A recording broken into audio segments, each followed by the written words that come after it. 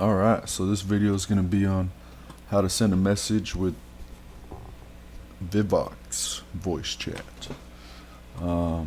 So let's get into Visual Studio 2019. Our Vivox manager. Actually, we'll do base credentials, and I want to change this name. I'm going to press Control and R twice. Well, Control once and then R twice to change all instances of this name.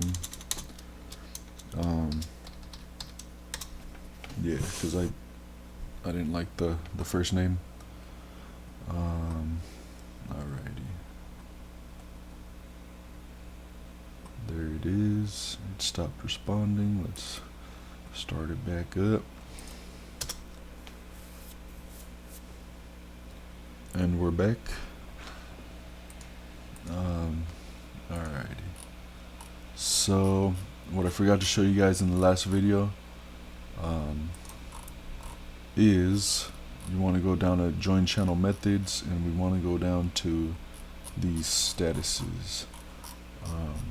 Alright, so what we forgot to do is add an if statement, and what we want to do is get the channel args and the property name, and we want it to make sure that it's equal to channel state. And I'm gonna cut that with Control X, paste it with Control V. And so the reason why I'm pretty sure none of these callbacks will work when the events are fired is because they're all connection states. So if you look at it, they're all connection states. So how can you tell if it's text state, audio state, or channel state?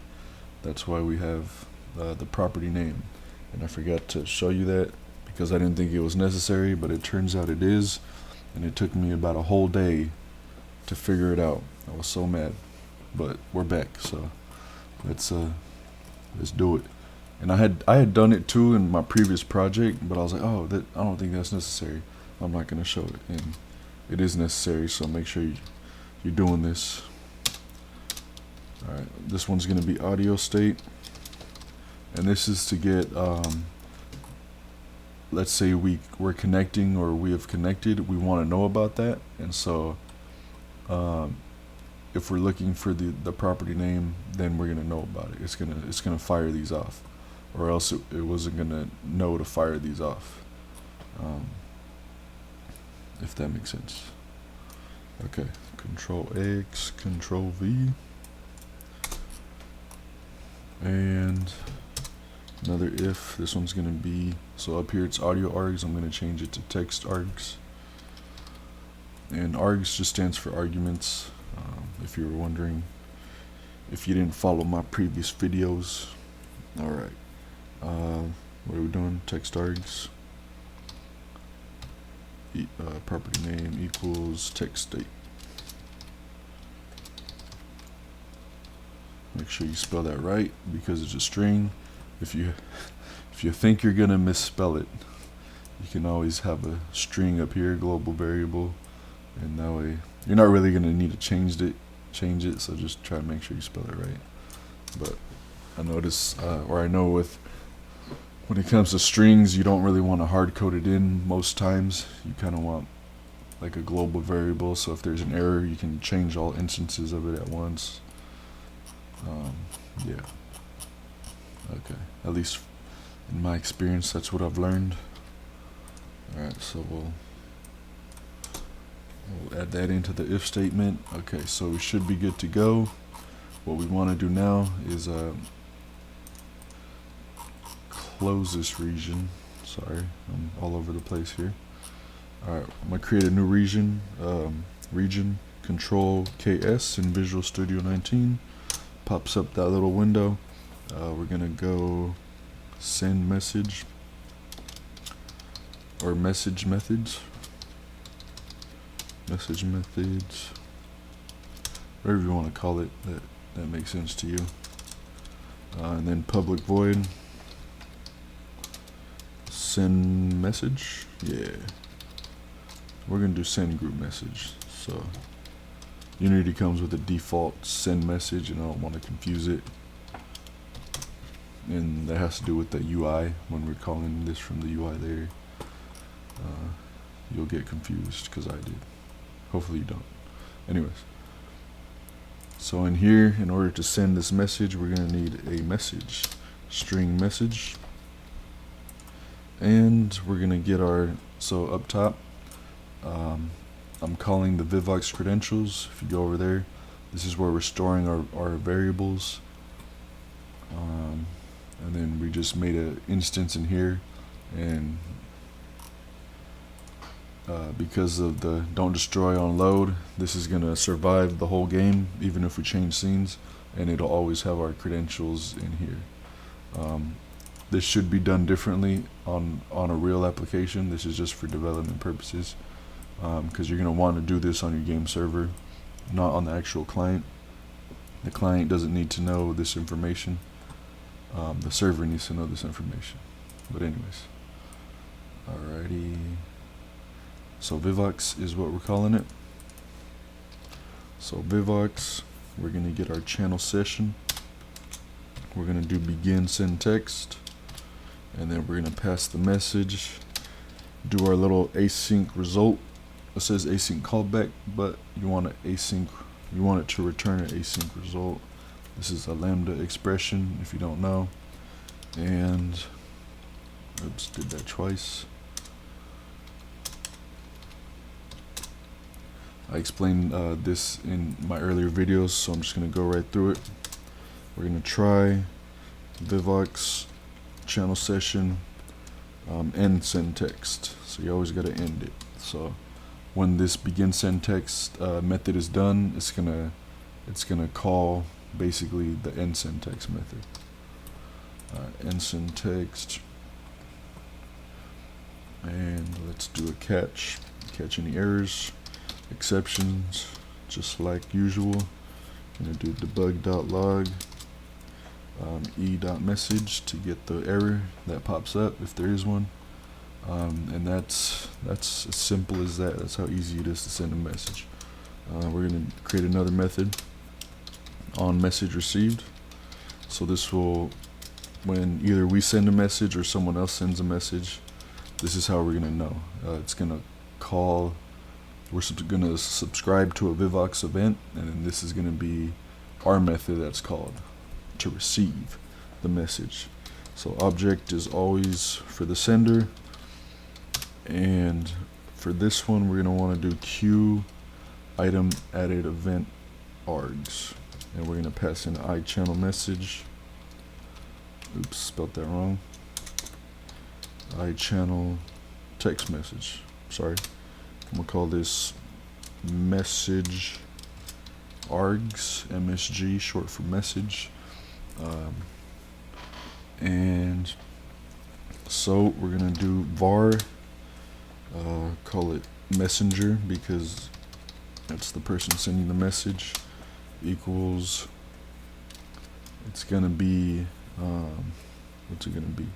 It's gonna be Vivox Unity IQ, iRead only queue, and iChannel text message. And then that's gonna, we're casting this to the sender. So this is the object that's sending it, the iRead only queue iChannel text message, but Unity doesn't know that because it's coming in as an object, so we got to recast it to this. And I added the Vivox Unity even though it's declared up here, because if you have, I think, collections generic or collections or even system right here, there may be some conflicting arguments because those classes or namespaces also have a class called iReadOnlyQ, I'm pretty sure. Or maybe it's just the iReadOnly dictionary. Okay, so we're just gonna do a quick debug.log statement, and then we're gonna get the message args, the value, and then here is the message. But real quick, let's just scan through our options.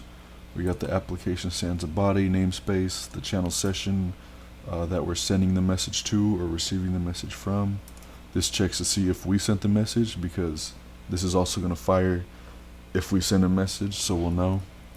And then language, what language, the actual message, what time it was received, and who sent it.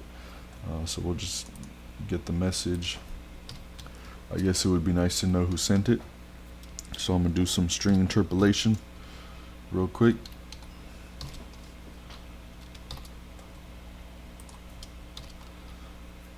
And let's do another one. So I'm going to put right here from, and then it's going to be message args value dot sender, and let's do the sender, and put message right here. Should put a colon and then dash, message dash, and this will show the message. Okay, so now we created that. Let's go and add our binding method.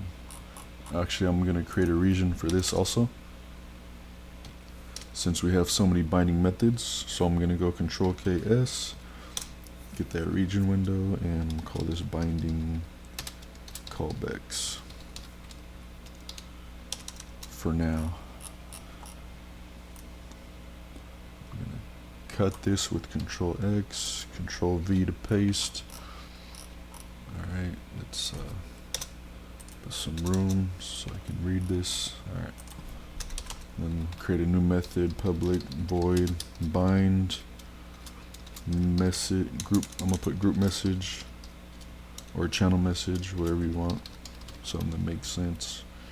Group message callbacks, and that's mainly so you can read your own code and remember what's going on.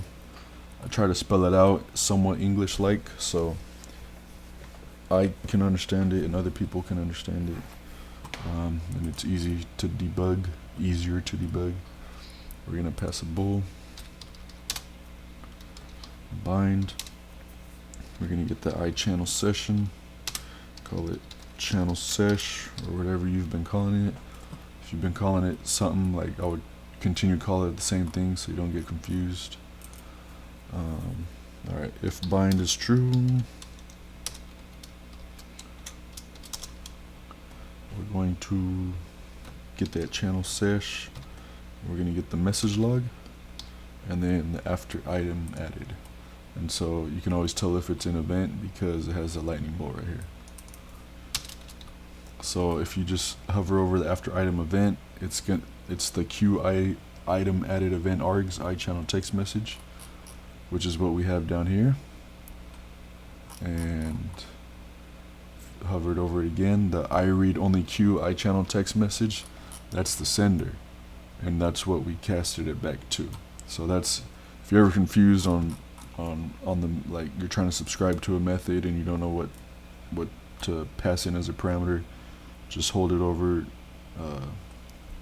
the event or delegate you're trying to subscribe to, and it'll let you know, and you can kind of figure it out, which is what I had to do.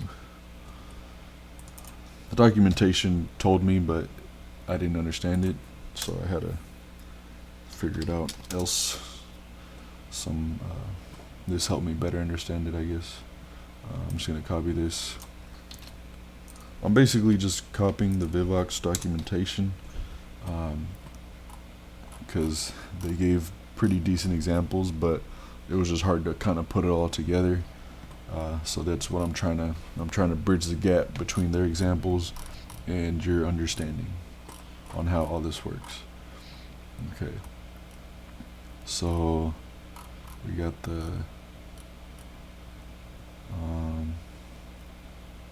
bind. Okay, so we got that, the binder. So let's go to join channel methods. What I also forgot to do earlier was right here, we're subscribing to our on audio state changed and the on text state changed, and we only unsubscribe if there's an error, but we need to unsubscribe also if we're disconnected. So for the, and we don't need to put an if statement because this is purely for audio. So if it's connected, it'll know that it needs to disconnect. Like, it doesn't need to search for the channel to disconnect because it doesn't. and it already has a minus sign. Let me see if I can explain this better. So right here we're checking if we want to subscribe based on this method, but let's say we do subscribe, then we'll get the we're gonna get the callbacks. So right here we're subscribing to get any of these callbacks based on the audio state, and if the audio state is disconnected, then we're gonna want to unsubscribe, and it'll be the same channel. Hopefully that made some more sense. Okay, now for on the text, paste the on text state changed or whatever you called it, and make sure it has the minus to unsubscribe. And then now we're gonna go back up to join channel, and we're gonna add a couple more binds in here. So let's do bind participant, bind users. I called it users, my bad. Bind user callbacks. We're gonna go true, and the channel session is Vivox channel session. And then we're gonna bind our message, group message callbacks. It's gonna be true, and then pass in Vivox channel session. And then I'm gonna copy these two I just put up in there. I'm going to, in the where we're catching any exceptions, I'm gonna unsubscribe, because we don't need to be subscribed to a channel that never connected.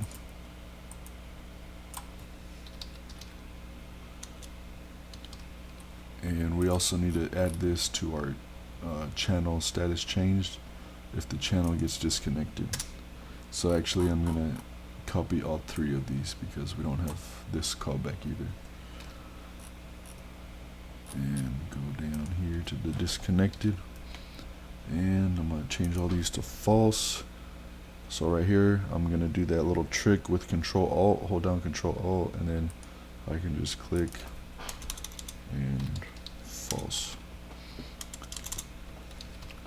You'll probably notice I've been repeating the same things in some of my videos, and that's for learning purposes. And if someone just randomly stumbles upon this video, they'll kind of be able to keep up as well,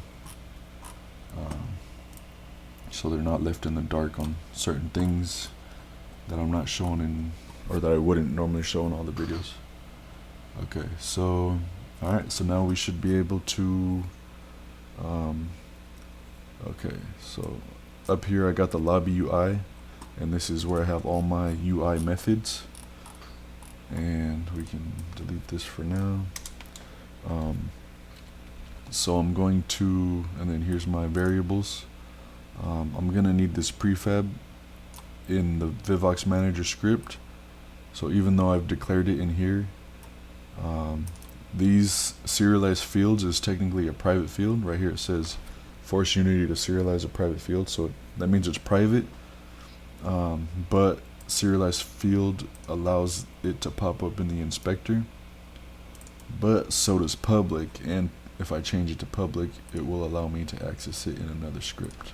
So that's what I'm gonna do for now, but most of the time you want to go serialized field, because that is a better way to do things, at least from what I've learned from the OGs in the Unity tutorials I watch, and even C# tutorials. Okay, so what are we doing? Okay, we got that. Let's go down here and create a public void send group message, and in here I'm gonna go credentials, because up top I named the Vivox Manager credentials, even though it's not the actual credential script, but in here it has access to the credential script, and it's called Vivox. So I just named it credentials. Anyways, credentials, and then we can get Vivox, which I just showed you is declared in here as the Vivox actual credentials. Okay, credentials Vivox we're gonna go send.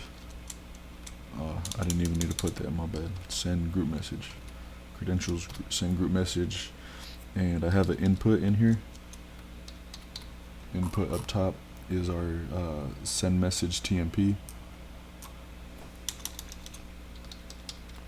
Input TMP, input send messages. There it is. We're gonna get the text value. And bam. Let's see. I think we also have. So we have a debug.log message too. So we'll be able to see if the message sent in our console. Okay. Yeah. That's pretty sure that's it. Okay. So don't forget to save. Control-Shift-S or up at File. Save all.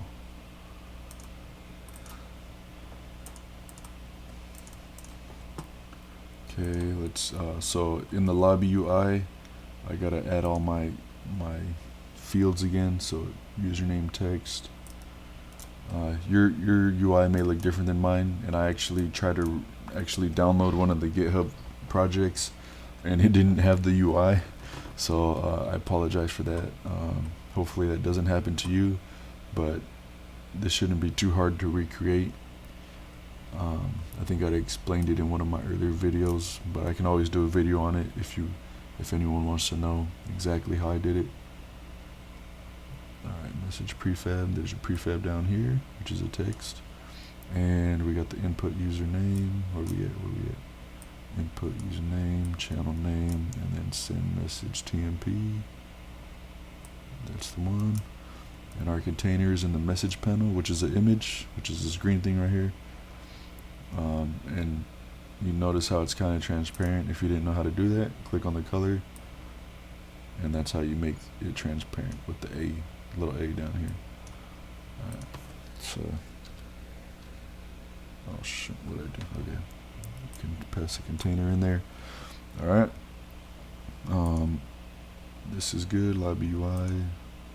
Alright, so in the login credentials, which is the Vivox manager, we have the lobby UI script, we have access, and in the lobby's UI script, we have access to the login credentials, which is the Vivox manager,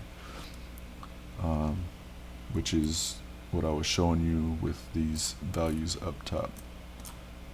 They're just available in the editor also. Okay, so let's, with our buttons, since we refactored code about a video or two ago, we no longer have this code inside the Vivox manager. I'm gonna call it that actually now. Vivox manager instead of login credentials. Make a little more sense because now it matches the script name. What was I doing? Okay, so the login button. So what we want to do is pass the lobby UI, and then we're gonna go for the login user. Yeah, login user, logout button. Do the same thing. Lobby UI.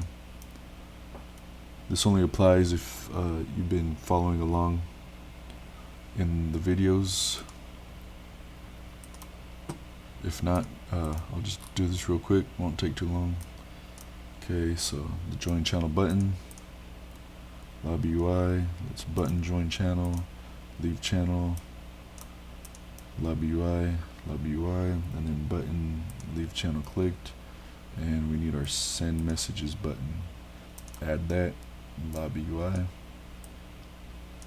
and we're gonna go for the send group message. Okay, I think we just need to save this, and let's see if it works.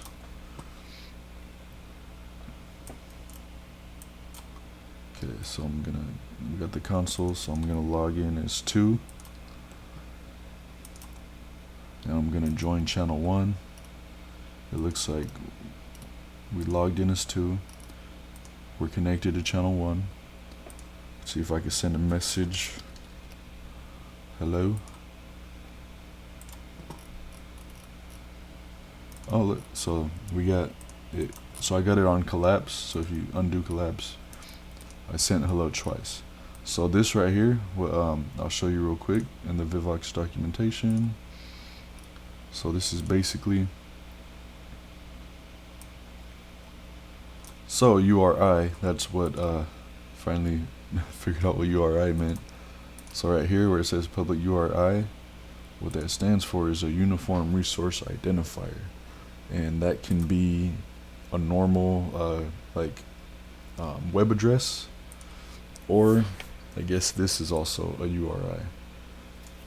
So this is what Vivox uses. So SIP indicates a SIP session. Honestly, I don't know what that means, but they use this for the for user logins and for channel logins. So that's just Vivox related. And then so right here, so there's from SIP, so that's Vivox, and then this is the issuer. So there's SIP, issuer is next, the server issuer. So you should see your credentials right here, unless you chose not to make an account and you just copied mine, but I'll be able to tell. I'm not going to change it right now though, but eventually I might if I notice people are using it. And then me, the name of the user account, so I logged in as 2, so that all you see is a little 2. I guess I should have chose a longer name, so it made more sense. And then in here it's VDX5, but mine is mt1s@vivox.com, and that's the server that Vivox is connected to. So this is a user URI, and then in the channel it'll be a little bit different, and the only difference is this part right here. It'll add there's two differences, this and then the channel name. But so this is also Vivox related. I'm not really sure what that means, but so it needs SIP and this for the channel, and then G, if you see right here, it's for non-positional. D would be positional, and E would be for an echo channel. So once we get into production ready code, we're gonna go over this a lot more, but right now we don't need to know that much, but it's nice to understand what it all means.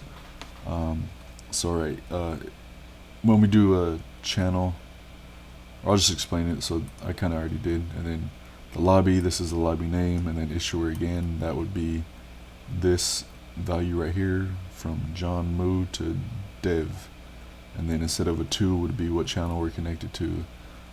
And then the server once again. Okay, so just wanted to go over that real quick, and you can find that in the Vivox documentation, all the way in the server to server API, and down at the uniform resource identifiers. And bam, if you want to read up on that more. Okay, so let's end that. So I don't know what UI you guys have, if you did something like this or you made your own, but I'm just going to show you real quick how it would look like in the fancy looking UI that I got. That's not really that fancy, but so normally I would do what I'm about to do with an event, and the reason being is this Vivox manager is not going to be destroyed when we change scenes, but all of this UI information is, because this is the lobby. So what you don't want to do is basically be accessing the lobby from a script that's going to be alive the whole game session, and that's because your lobby scene is going to get destroyed, and then you'll call it back eventually whenever you want, but all those variables are going to get destroyed, and it's going to throw a bunch of errors. So this is not the proper way to do it. I'll show you a better way to do it that may not be proper either, but at least it's better, with events in maybe the next video or later in this video. Okay, so real quick, I got the lobby UI up top, so I'm accessing all my UI methods. So I can just go, actually I'm gonna go variable temp, because I'm making a temporary game object. I can also go game object, just so it's easier to understand. Game object temp equals instantiate. We're trying to instantiate lobby UI. What is it, prefab? And so that's what I made public earlier. These public prefab, and then the public container is that little green screen that I got going on. And so I'm gonna go lobby UI container. So that's the parent.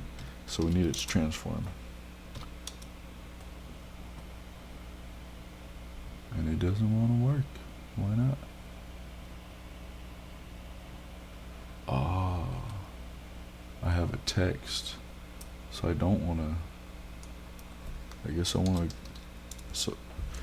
So depending on what you're using, you can.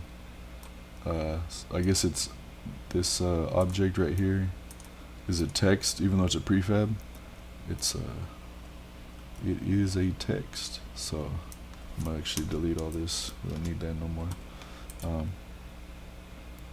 Yeah. So yours might be a game object or a different UI element.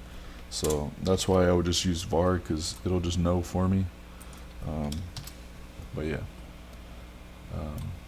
And if you hover over temp, it says text temp, and that's how you know what you're instantiating.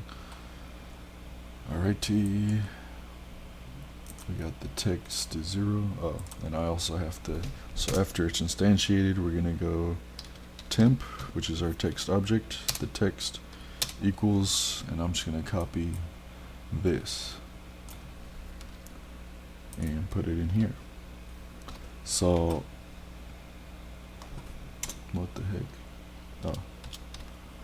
Alright, so the sender, instead of getting this crazy, this long sender name, what you can do is just add a dot and then get the display name.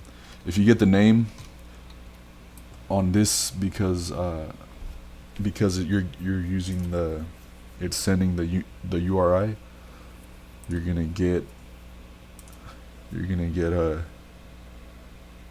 you're probably going to get a long name you don't want. So you're going to want to use the display name in this case, but most cases you could probably just get the name. Alright, and then save that, Control Shift S, go to Unity.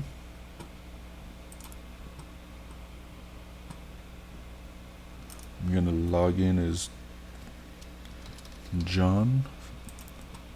I'm going to enter 1. So right here we're logged in as John, 1 is connected. I'm gonna say hello, and it says hello, and here's me saying hello in the debug.log message. So that's how you know it's actually sending, and it's not just me updating the UI. And let's actually build this bad boy. So save your scene, let's save project. Let's go to build settings, player settings. I forgot if I did this in this video, so I'm gonna just do it again real quick. I had to redo this video, so so you want windowed, you want running background, you want resizable window, and you can also down here in the .NET Standard 2.0, you can change this to the .NET 4X, and it'll still run with Vivox. So just in case y'all wanted to get the more updated C# libraries, like let's say you're mixing this with Mirror or another networking API and they need the 4X, Vivox is also compatible with that if you need your project to be upgraded. Okay, so I think that's pretty good. Yeah, I think I said resizable window for preference, and then build and run. I'm gonna save it to the build folder, Windows 10, new folder right here, bam. Create a build folder, select it, let Unity do its thing. It should build pretty fast because we didn't import, well, I didn't import all of Vivox. I just imported the runtime and editor, no, the runtime and plugins folder. Because if you import the sample project, it'll take a long time building all the shaders and everything.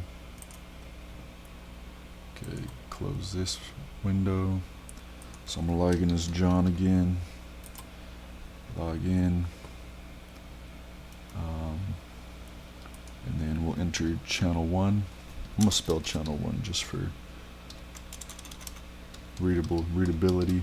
So you can't have spaces in your channel names or usernames, I'm pretty sure. So we're logged in as John. I'm gonna join the channel. Channel 1 is connected. And in here we'll log in as Jeff. Logging in as Jeff. And I'm gonna join the same channel. In order to receive the group message, you gotta be in the same channel. And join channel. And as you can see, it's working because my voice is echoing. So let's see if this works. I'm gonna say hello. And then if you see down here in Unity, we got the URI, and you can see Jeff. And notice, and this is the built application, and the Unity editor is picking that up. So that's a connection online through Vivox. It works. Let's try this one. It also says that. So let's say, what's up? Oh, it works. And also down here we have another update from John, which is me. Yeah. All right. So there it is. The basics on how to send a group message. I'm gonna do another video after this, and then we'll get into direct messages on the video after that. So thanks for being patient. I know some people were waiting. Thank God, because I figured it out. So gotta thank him for that. I was like, man, I didn't know if I was gonna be able to figure it out, because I have it working on my own application, but I was like, man, all of a sudden I try to do a tutorial and it's not working. So yeah. All right. Thanks for watching. Hope you learned something and it made sense. Feel free to ask questions. I'll try to answer them. I might make a Discord eventually, so it's just easy to kind of explain things, but not yet. All right, bye.